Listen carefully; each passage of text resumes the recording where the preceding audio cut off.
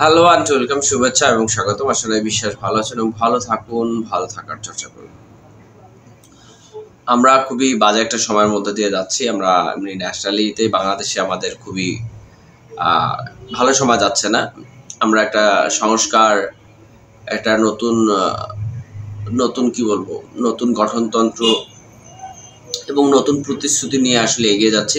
এবং আমাদের নানা প্রশ্ন এবং নানা সংখ্যা দেখা দিয়েছে। আমরা আসলে অনেকে কনফিউজড অনেকটা, যে আসলে এই অভ্যুত্থানের পর বা এই বিপ্লবের পর আমরা কোন দিকে আগাচ্ছি এবং আমরা কোন দিকে আগাবো, সেটা আসলে কেমন হবে।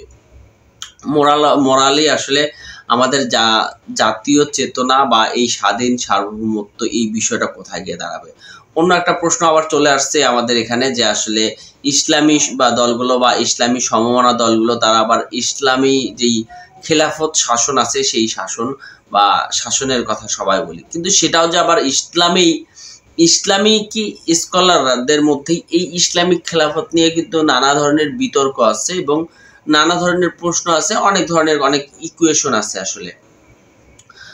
সেটা যেমন হচ্ছে আব্বাসীয়, আবার হচ্ছে আব্বাসি উমাইয়া বা এজিদীয়, এইরকম যে আসলে কোন খেলাফত আসলে চাচ্ছে, কোন খেলাফত প্রতিষ্ঠিত হতে যাচ্ছে। এবং এই যে আন্দোলন হলো আমেরিকার ডোনাল্ড ট্রাম্প আসার পর সবাই যে জিনিসটা হলো আশঙ্কা করছিলাম আমরা, সেটা হচ্ছে যে এই আন্দোলনটা কি আদৌ কোনো ষড়যন্ত্র ছিল কিনা। তা সেইগুলো আসলে নানা প্রশ্ন, এবং যারা যারা লিড দিচ্ছিল সেই সময়, তারাও কিন্তু এখন আসলে অনেক তারা আসলে কোন ঘটনা, তারা আসলে কোন এজেন্ডা বাস্তবায়ন করতে চায়। এবং আলটিমেটলি যেই আমাদের উদ্দেশ্য ছিল যে বৈষম্য বিরোধী, কোনো বৈষম্য আমাদের দেশে থাকবে না, কোনো প্রকার কোনো আমাদের দুর্নীতি থাকবে না, এবং আমাদের এই স্বৈর শাসনের মতো ব্যবস্থা, যে সিস্টেম, সেই শাসন ব্যবস্থাটা বা আইনের সুশাসন তৈরি হবে। কিন্তু আলটিমেটলি আসলে সেগুলোর কোনো কিছুই আসলে বাস্তবায়ন এখনো তো হয়নি, এবং ভবিষ্যতে যে হবে তারও কোনো গ্যারান্টিস আসলে কেউ দিতে পারছে না। আর মুখে বলা কথা এক জিনিস, আর এস্টাবলিশমেন্ট কিন্তু এক জিনিস। সোজা কথা বলছিলাম যে আমাদের দেশে আমরা নিজেরাই একটা অস্থির মুহূর্তের মধ্যে দিয়ে যাচ্ছি, এবং মানে অনেক দিন থেকে একটা জিনিস এস্টাবলিশমেন্ট, একটা জিনিসের উপর আমরা মানে কখনোই দেখি নাই। যেমন হচ্ছে এবার মাজার ভাঙচুর হচ্ছে, তো মাজারগুলো বিতর্কিত এখন এটা নিয়ে অনেক বিতর্কিত বিষয় থাকতে পারে, কিন্তু যেইভাবে ভাঙা হচ্ছে বা যেই এখন মব ভায়োলেন্স হচ্ছে, তো এই যে জিনিসগুলা যেভাবে প্রতিহিংসা পরায়ণ হয়ে অন্যের কারখানা লুটপাট হচ্ছে বা বা একটা জিনিস, মানে সেটা খুবই ভয়ঙ্কর। তারপরে বা আমরা দেখছি যে অনেকের বাড়িঘর লুট হওয়া বা কারো বাড়িতে আগুন দিয়ে দেয়া। সো এই ধরনের অরাজকতা, সহিংসতা কিন্তু আমরা ঘটে দেখছি। সব মিলায় আমরা বাংলাদেশে একটা আনস্টেবল সিচুয়েশনে আছি, এবং আমরা বলতে পারি যে খুব বেশি ভালো নেই। এবং আমাদের কিন্তু এখানে আসলে কি বলবো, আমাদের যেহেতু বাংলাদেশ একদমই তৃতীয় বিশ্বের উন্নয়নশীল একটা দেশ, তো সেখানে আমাদের অভাব তো রেগুলার একটা শব্দ। এই যে আমরা একটু একটু করে আগাচ্ছিলাম, সেই আগানোটা কতটা আসলে স্থবির হয়ে গেল, সেটা একটা প্রশ্ন। এইরকম একটা অবস্থায় যখন সিচুয়েশন ছিল, তখন বহির্বিশ্বের কিন্তু ইউক্রেন রাশিয়া যুদ্ধ বা আদার্স যেই ইসরায়েল ফিলিস্তিন যুদ্ধ, সেইগুলোও কিন্তু একটা বিগ ডিল হয়ে আছে। এর মধ্যে ইসরায়েল আর ফিলিস্তিন যে বিষয়টা ছিল, সেখানে আবার ধর্ম বিষয়টা আছে, যে পুরা মুসলিম বিশ্ব একদিকে, আবার মুসলিম বিশ্বের বাইরে যারা আছে তারা আবার আরেক দিকে। তার মানে একটা তৃতীয় বিশ্বযুদ্ধের একটা ঘনঘাটা, একটা সম্ভাবনা, একটা আভাস, একটা সূত্র পাওয়া যাচ্ছে। সো কোনো যুদ্ধই আসলে কোনো শুভকর জিনিস না, কোনো ভালো জিনিস না। এখন আমরা যদি কেউ মনে করি যে একটা বিশ্বযুদ্ধ হয়ে যাওয়ার পর, আফটার দ্যাট আমরা অনেক ভালো একটা জায়গায় পৌঁছাতে পারবো, এটা হইতে পারে না। সেটা কোনো জাতির জন্যই হইতে পারে না। আবার কোনো জাতি যদি মনে করে যে আমরা একটা জাতি যুদ্ধ করে জিতে গিয়ে আর একটা জাতিকে দমিয়ে রেখে, একটা জাতিকে ভ্যানিশ করে দিয়ে আমরাই পৃথিবী চাষবাস করব, সেটাও আসলে ভালো কিছু হবে না। সো আমি যেটা বলতে চাই, আমার যেটা মনে হয় যে এইসব যুদ্ধ আসলে আমাদের মানব জাতির জন্য কোনোদিনই ভালো কিছু বয়ে নিয়ে আসেনি, কোনো কিছু ভালো কিছু বয়ে নিয়ে আসবে না। এখনই আসলে উচিত আমাদের যারা নেতৃস্থানীয় পর্যায়ে আছে, যেটা হোক না কেন, যেভাবে হোক না কেন, যতটা কঠিন হোক না কেন, যে কোনো সিচুয়েশন, যে কোনো মুহূর্তকে মোকাবেলা করে বিশ্ব নেতৃবৃন্দকে ভ্রাতৃত্ব প্রতিম সম একটা জায়গায় আসতেই হবে, এর কোনো বিকল্প নেই। সেখানে যতটা স্যাক্রিফাইস করতে হয়, যতটা কম্প্রোমাইজ করতে হয়, সবাইকে করতে হবে, সব জাতিকে করতে হবে, সব ধর্মকে করতে হবে। এখন ইহুদিরা যা বলবে, ইহুদি ধর্ম যা বলবে সেটাও সারা বিশ্বের সবাই মেনে নেবে না। আবার ধরেন যে খ্রিস্টান ধর্ম সম্প্রদায় আছে, তারাও যদি একটা কিছু বলে সেটাও সারা বিশ্ব মেনে নেবে না। আবার যদি মুসলমান জাতীয় কিছু একটা বলে বা তাদের মতো করে যদি আসলে বিশ্বকে পরিচালিত করে, সেটাও সারা বিশ্ব মেনে নেবে না। তো আসলে এই যে মেনে না নেয়ার বিষয়টা, এটা তো আসলে আলটিমেটলি যুগের পর যুগ ধরে চলতেই থাকবে। কিন্তু তারপরেও সেখানে যতটা এই যুদ্ধ থেকে দূরে থাকা যায়, এই অশান্তি, এই এই জীবন মরণ খেলা থেকে, এই ক্ষমতার পালা বদলের খেলা থেকে যতটুকু দূরে থাকা যায়, ততটি আমাদের জন্য মঙ্গল। তো আমি খুব বেশি ভালো আসলে ইকুয়েশন করি না, এগুলো নিয়ে কথাও বলি না, ভাবিও না। কিন্তু আমার খুব খারাপ লাগে মাঝে মাঝে আমাদের নির্বুদ্ধিতার জন্য, যে আমরা যদি একটু আর একটু সুচারুভাবে আসলে সবকিছু দেখতে পারতাম, তাহলে কিন্তু এই সমস্যাগুলো এতটা প্রকট হতো না। সেটা কিরকম, যে আমরা গতকালকে যে বিষয়টা ছিল, যে হলো ইসরায়েল আবার নতুন করে অতর্কিত হামলা করে, প্রায় 400 জন মানুষ হতাহত হয়, তার মধ্যে অনেক নারী এবং শিশু তো আছেই। তো আসলে বেসামরিক মানুষ মারা যাচ্ছে, সামরিক কেউ আসলে এই উদ্বাস্তু হচ্ছে কারা? বেসামরিক মানুষজন, সাধারণ মানুষজন।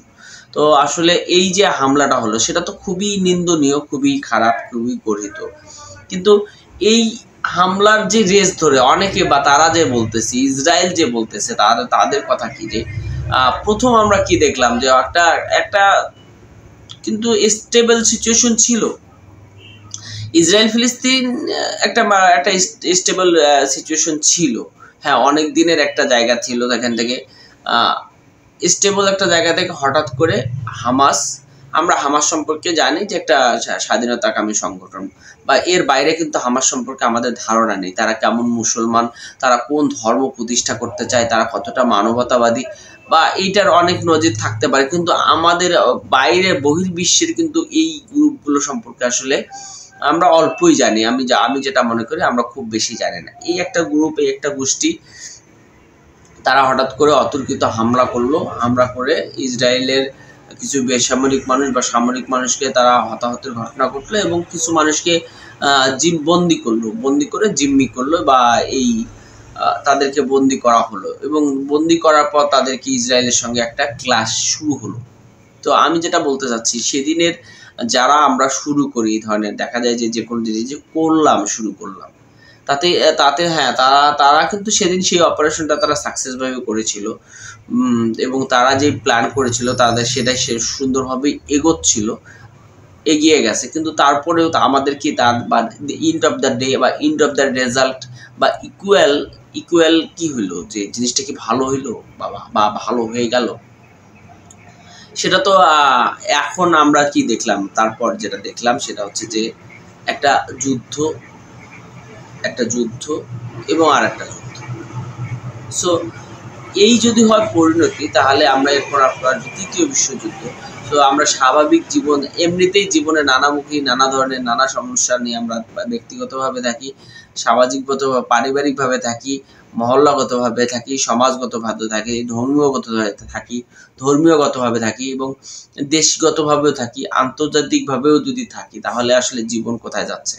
তাহলে এখন যদি সবাই আমরা পৃথিবীর যত মানুষ আছে, সব মানুষ যদি যুদ্ধের জন্য বেরিয়ে যায়, তাহলে জীবনের চাষবাস কিভাবে হবে? আমার এই কোয়েশ্চনটা মিলে না।